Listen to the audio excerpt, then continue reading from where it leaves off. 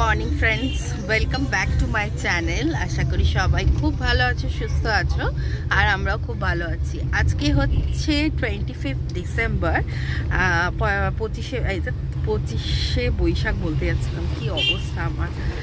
তো আজকে হচ্ছে ক্রিসমাস। তো সবাইকে জানাই মেরি ক্রিসমাস। সবাই খুব এনজয় করো, খুব ভালোভাবে কাটাও। আর এখন বাজে সকাল 9টা মতন, আর আমরা বেরিয়ে পড়েছি। দেখো, আমি আর রনো আমাদের গাড়ি নিয়েই বেরিয়েছি, যাচ্ছি হচ্ছে এয়ারপোর্টে।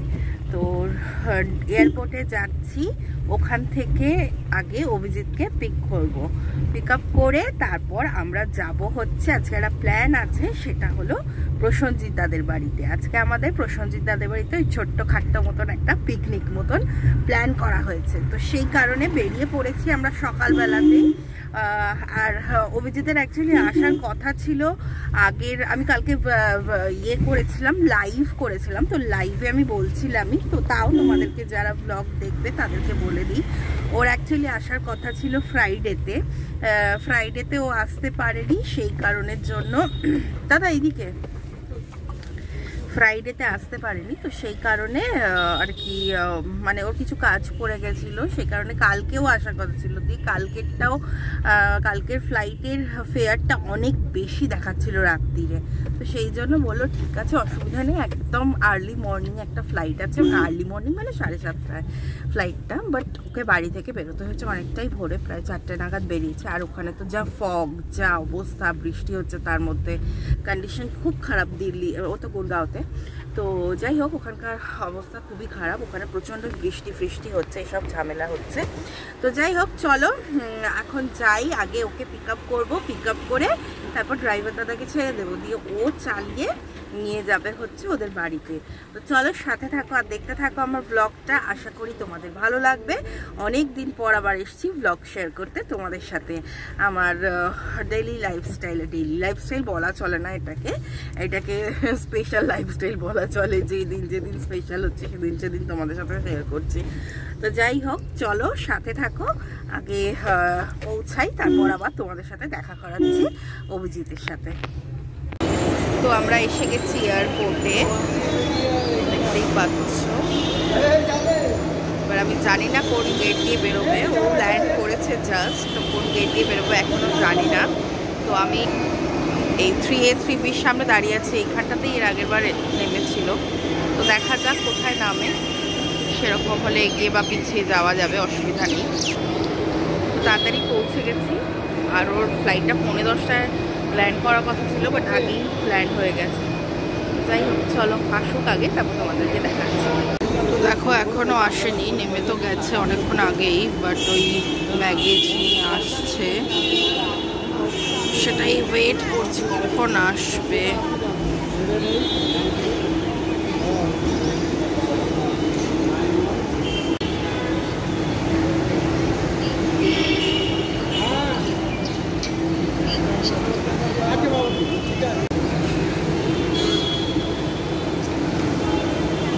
ওই দেখ এসছে, কেমন একটা চামার টাইপস লাগছে দেখতে। তো এই যে বাবা, আলোর অপোজিট। তো এই যে এসে গেছে অভিজিৎ, আর দেখো রনো কোলে উঠে একদম জড়িয়ে ধরে বাকে একদম চুপ করে রয়েছে, মানে ছাড়ছে না। ও মা, চলো।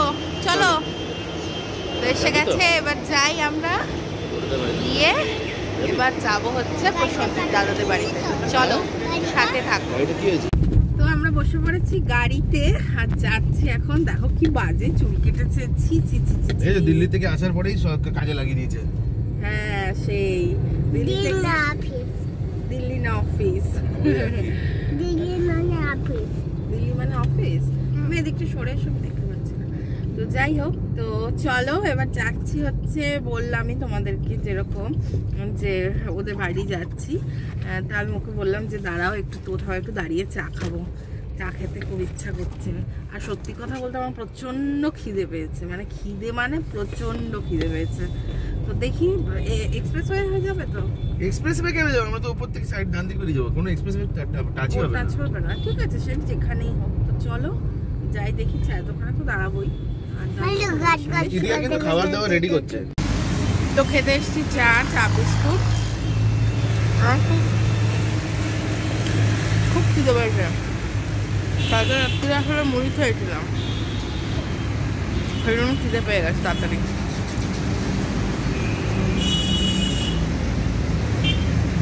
যাই হোক চলো, এখন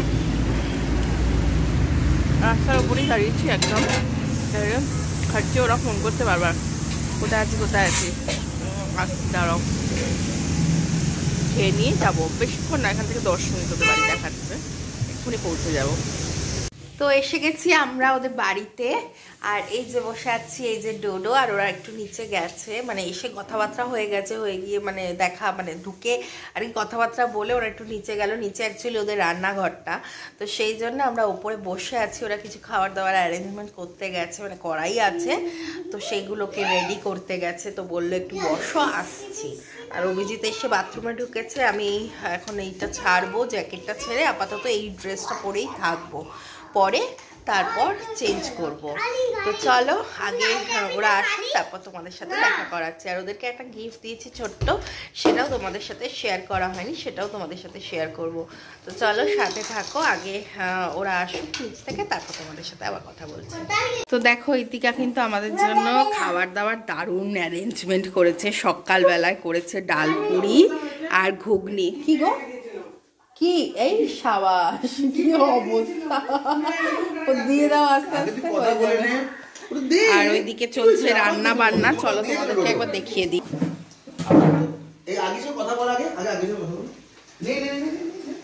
তো অনেক কিছু অ্যারেঞ্জমেন্ট করেছে ওরা। এইদিকে হবে না তো, শীতকাল না, সময় লাগে, ছেড়ে দাও, হয়ে যাবে ওটা, আস্তে আস্তে গলে যাবে। দেখো মাটন এখন কষাতে দিচ্ছে, ম্যারিনেট করে কালকেই রেখে দিয়েছিল, তো এটা হবে। আর পরের গুলো পরে দেখাচ্ছি তোমাদেরকে আস্তে আস্তে কি কি হবে না হবে। আর চিংড়ি মাছ হবে, আবার রাত্রিরের তো পুরোই আলাদা সবকিছু। রাতে দারুণ একটা প্ল্যান আছে আমাদের, তো সবকিছু তোমাদের সাথে শেয়ার করব অবশ্যই, কিন্তু আগে একটা একটা করে স্টেপ বাই স্টেপ যাই। আগে এখন ব্রেকফাস্টটা দিয়ে শুরু করলাম, তো তোমাদের দেখালাম আমি ডালপুরি আর ঘুগনি।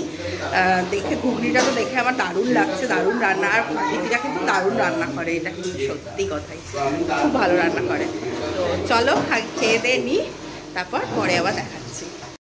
তো গাইজ এখন বাজছে 6টা, আর আমরা এই সবে লাঞ্চ করে উঠলাম। তার কারণ হচ্ছে অভিজিৎ আর দাদা গেছিলো একটু দরকারে বাইরে, তো সেই কারণের জন্য আমরা লাঞ্চটা একটু লেটে করেছি। আর সেই কারণের জন্যই তোমাদের সাথে খাওয়ার সময় শেয়ারও করা হয়নি, কারণ অল্প অল্প করে খেয়েছি। ওই বেলার আবার ভালো মেনু আছে, এই বেলাও অনেক ভালো মেনু ছিল, বাট সবগুলো আমরা খাইনি। ও অনেক কিছু রান্না করেছিল, ভাত, চিংড়ি মাছের মালাইকারি, হ্যাঁ চিংড়ি মাছের মালাইকারি, দই কাতলা আর মাটন। তো আমি আর অভিজিৎ খেয়েছি মাটন দিয়ে ভাত, আর শুধু চিংড়ি মাছ খেয়েছি। আর ওরাও তাই, ওরা বোধহয় কাতলাটা খেয়েছে দুজনে, চিংড়ি খায়নি। মানে এতটা দেরি হয়ে গেছে, এখন যদি বেশি করে খাওয়া হয় তাহলে রাত্রিরের মজাটাই আসবে না, তো সে কারণে অল্প অল্প করে খেয়েছি। আর তার আগে রনো আর ডোডো খেয়ে ঘুমিয়েছে একটুখানি, ততক্ষণ আমি আর ইতিকা গল্প করছিলাম বসে বসে। আর ওরা তো সেই কখন বেরিয়েছিল, 12টা নাগাদ বেরিয়েছে, আর ঢুকলো এই 5:30 পৌনে 6টা নাগাদ ঢুকলো, তারপরেই খেয়ে নিয়েছি। তো যাই হোক চলো, এবার অভিজিৎ একটু রেস্ট করবে, কারণ সেই ভোরবেলায় বেরিয়েছে ওখান থেকে 4টের সময়। তো ওরা একটু রেস্ট করে নিক, তারপর সন্ধেবেলায় আবার মেন যেটা আমাদের করবার সেটা তো করবই। তো চলো সাথে থাকো, পরে আবার আসছি। তো গাইজ আমরা চলে এসেছি ছাদে, আর দেখো কি পরেছি আমি। এটা নিয়ে এসেছে অভিজিৎ দিল্লি থেকেই কিনে, আর হচ্ছে এই যে এটাও রনর নতুন, রেড রেড পরেছি আমি আর রনবা।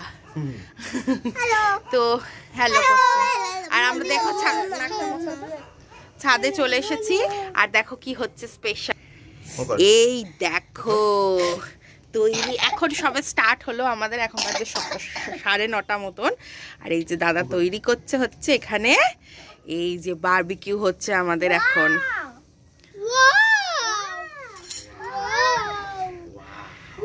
তো এই হলো আমাদের আজকে স্পেশাল মেনু বলতে পারো। তবে আর একটু ঠান্ডাটা হলে জমে যেত, কিন্তু ব্যাপারটা ঠান্ডাটা কম হয়ে যাচ্ছে, ঠান্ডাটা মিস করছি। না, আর একটু বেশ ঠান্ডা হলে এইটা বেশ আরো জমতো, মানে এই গরমের সামনে ব্যাপারটা অন্যরকম হতো। তুললো আমি তো চলো আগে হোক, তারপর আবার তোমাদেরকে দেখাচ্ছি। এখানে একবার করেছি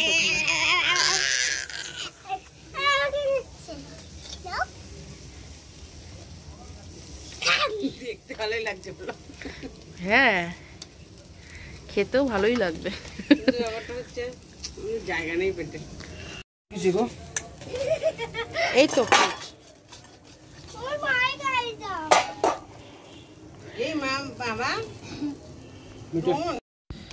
তো দেখো আমাদের এখানে বারবিকিউ মোটামুটি শেষ। কারণ কি, এই যে বন্ধ করে দিয়েছি চিকেন, মানে এত পেট ভরে গেছে আমাদের যে 2 লটে বানিয়েছি, বানানোর পর আর মানে কারোর পেটেই জায়গা নেই। তো লাস্ট এই কটা এখন রয়েছে, এই কটা আমাদেরকে ফিনিশ করতে হবে। তো এই কটা খাবো আগে। চিংড়িও আছে, চিকেনও আছে। আর আমরা এখানে এই যেখানে এই লাইটটা হচ্ছে এমার্জেন্সি লাইট জ্বালিয়ে বসেছি। এই যে আমি জ্যাকেট প্যাকেট খুলে ফেলেছি, আমার সোয়েটার খুলে ফেলেছি, প্রচন্ড গরম লাগে। আমি বারবিকিউ করছিলাম, কেউ একটু ভিডিও করে দেয়নি, কেউ একটু ভিডিও করে দিল না। আমি করছিলাম ওখানে বসে ঘেমে নে পুরো, সেই জন্য খুলে দিয়েছি সোয়েটার।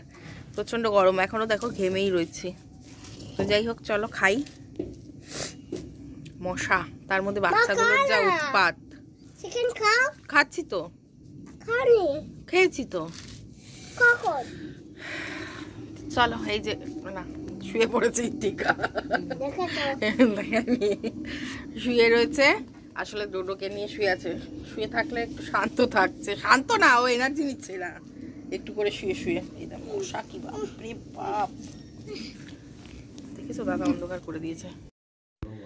তো গাইজ আমরা চলে এসেছি রুমে, আর এখন বসে আছি হচ্ছে এই ডাইনিংটাতে ওপরে। তো রনক অ্যাকচুয়ালি এখন ঘুম পাড়াবো, এখন বাজছে প্রায় 12টা বাজতে যায়।